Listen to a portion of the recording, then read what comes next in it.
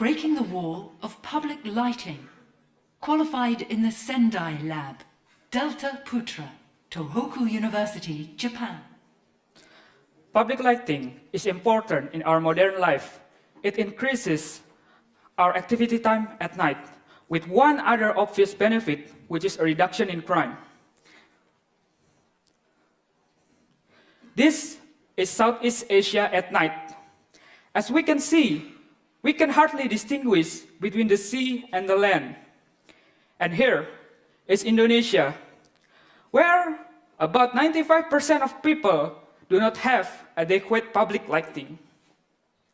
Compared to Japan, where I am studying, public lights are everywhere. But unfortunately, the distribution of public lights in places like Indonesia is very difficult, as we need improved infrastructure, electricity, and periodic maintenance. As a way to provide simple and cheap public lights, I would like to introduce to the idea of the tree of light. This is a firefly, which uses its luminous tail to attract its mate.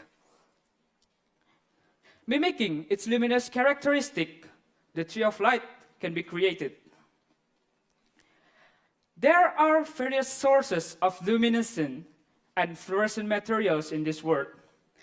The first in the list of sources is the GFP, which already used widely in science.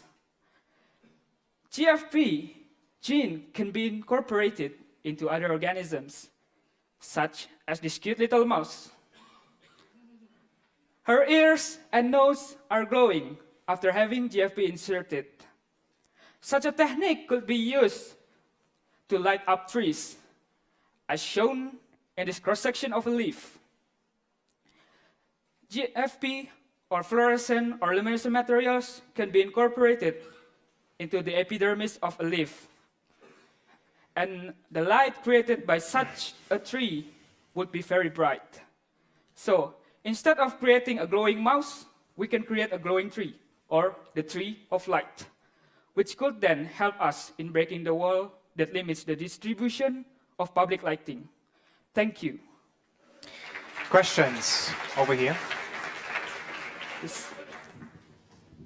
Well, as you don't have a switch and can't switch off the light with a tree, how is the impact on insects and so on with that lighting?